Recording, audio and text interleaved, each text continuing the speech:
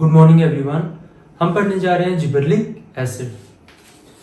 तो ये हमारा सेकंड प्लांट ग्रोथ हार्मोन है जिसको हम पढ़ने जा रहे हैं, और ये भी एक प्रोमोटर है, यानी कि ये ग्रोथ को प्रमोट करता है। तो इसकी डिस्कवरी किसने की? ई कुरोसावा ने इसकी डिस्कवरी की। कैसे की? तो ये मतलब एक डिजीज को स्टडी कर रहा था जो कि राइस प्लांट्स की डिजीज थी। उसे बोलते हैं फुलिश सीडलिंग डिजीज या फिर बकैने, उनकी जो जापानीज लैंग्वेज में उसे बोलते हैं बैकने डिजीज। तो ये जो राइस प्लांट में ये जो बैकने डिजीज है या फिर उसको फुलिश, इसका मतलब होता है बैकने का मतलब होता है फुलिश सीडलिंग। तो इसे ये स्टडी कर रहे थे।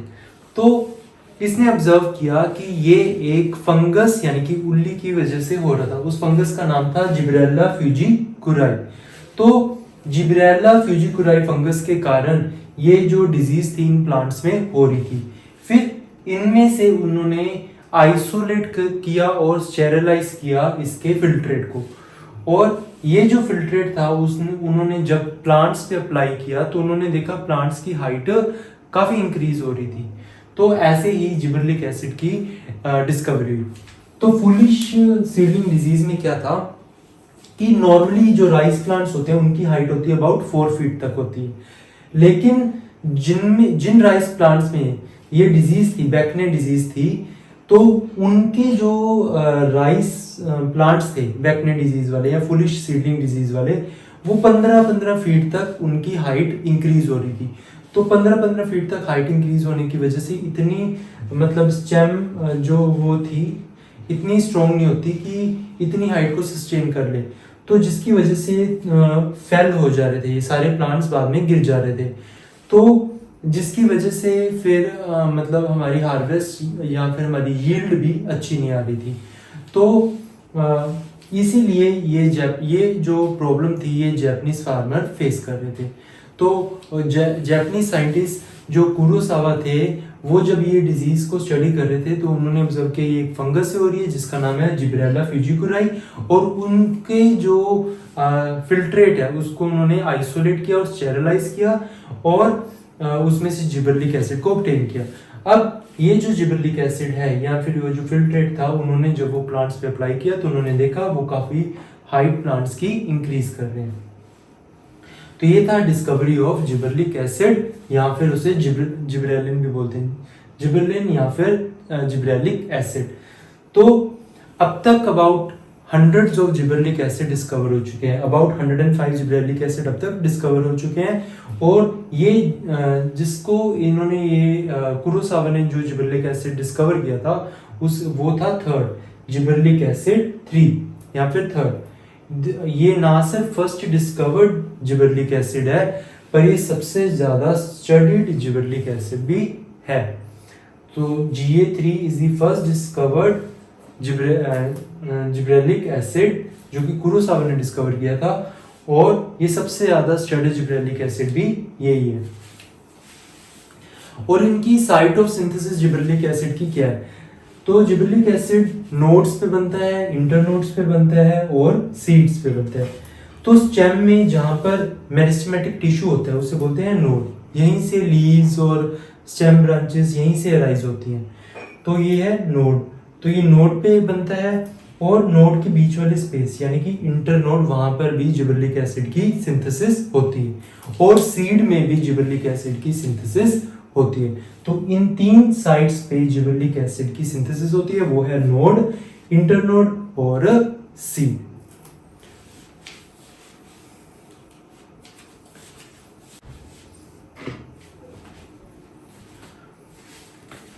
तो हम फंक्शंस ऑफ जिबरेलिक एसिड को पढ़ने जा रहे हैं।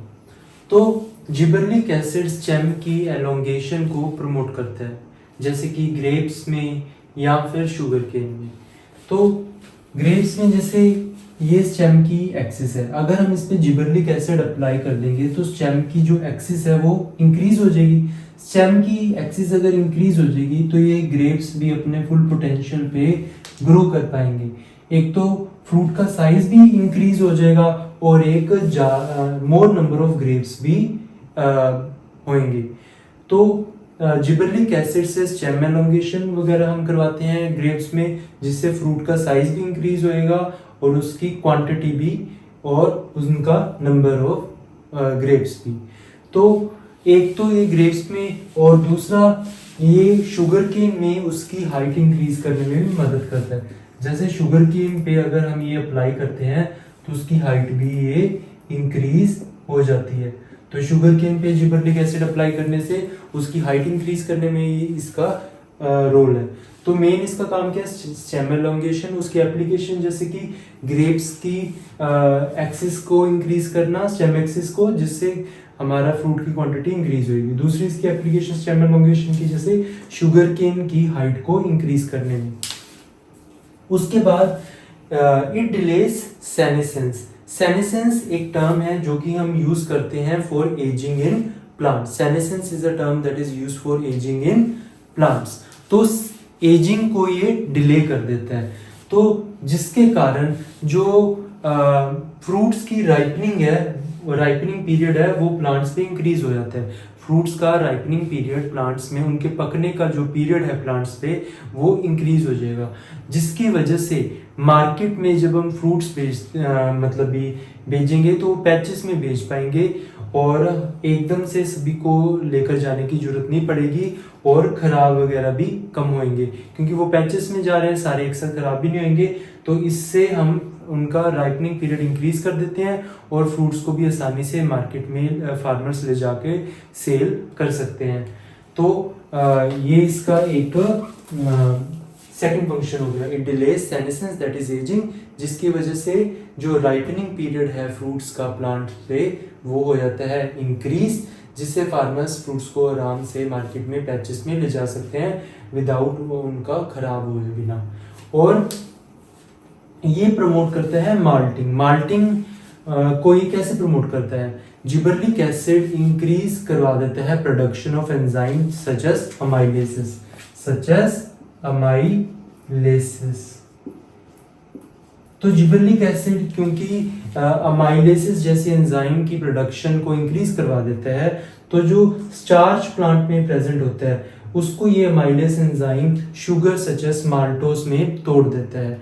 तो ये जो शुगर्स वगैरह है, इन्हीं की फर्मेंटेशन करके, इन्हीं की एनारोबिक रेस्पिरेशन करवा के यीस्ट की मदद से अल्कोहलिक ड्रिंक्स वगैरह बनाई जाती हैं। तो इसीलिए ये जो माल्टिंग का प्रोसेस है ये काफ़ी हेल्पफुल होता है ब्रूइंग इंडस्ट्री में, और जिबरलिक एसिड इसको माल्टिंग को प्रमोट करता है। कैसे प्रमोट करता है, production of enzyme such as amylases को इंक्रीज कर देता है, जो कि स्टार्च जैसे कंपाउंड्स को शुगर्स में जैसे कि माल्टोस में तोड़ देता है, और इन्हीं की आगे एनारोबिक रेस्पिरेशन यानी कि फर्मेंटेशन करवा के यीस्ट की मदद से हम अल्कोहलिक ड्रिंक्स बनाते हैं।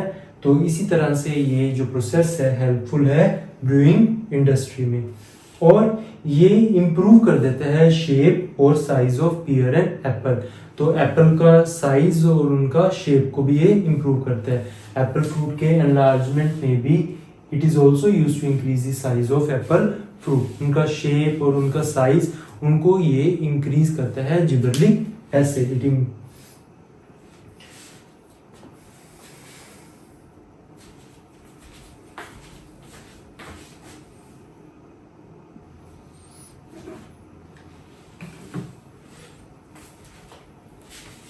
तो जिबरलिक एसिड सीड जर्मिनेशन को प्रमोट करता है, यानी कि सीड की डोरमेंसी को ये खत्म करता है।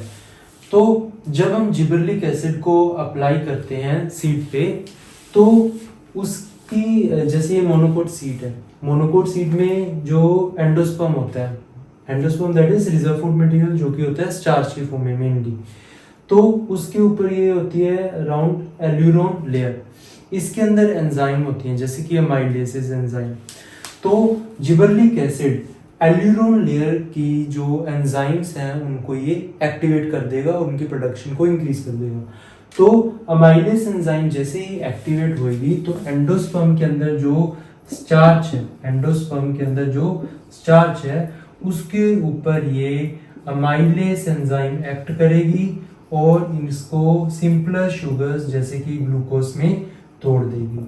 अब जैसे ही ग्लूकोज बना और सीड की जर्मिनेशन स्टार्ट हो जाएगी, सीड की डोरमेंसी खत्म हो जाएगी। तो इस तरह से जिबरेलिक एसिड प्रमोट करता है सीड जर्मिनेशन, या फिर वो ब्रेक कर देता है सीड डोरमेंसी।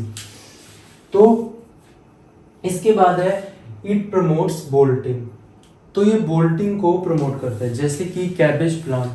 तो कैबेज प्लांट में जैसे ये नोड है, तो यहाँ पर लीव्स जो है बहुत कॉम्पैक्टली, जो लीव्स है वो कहाँ से राइज होती है, नोड से। तो जैसे यहाँ पर नोड है, तो यहाँ से नोड्स बहुत पास पास में होंगे। कैबेज प्लांट में नोड्स क्या हैं, बहुत पास पास में, और नोड्स के बीच की जो स्पेस है, इंटरनोड बहुत छोटे हैं। तो नोड से लीव्स राइज होती है। नोड पे क्या होता है, मेरिस्टेमेटिक टिश्यू, और वहां से लीव्स राइज होती है।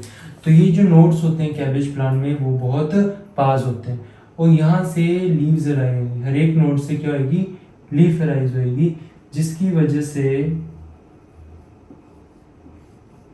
जो लीव्स हैं वो बहुत ज्यादा क्या होंगी, कॉम्पैक्टली अरेंज। लीव्स क्या होंगी, बहुत ज्यादा क्या होंगी, कॉम्पैक्टली अरेंज।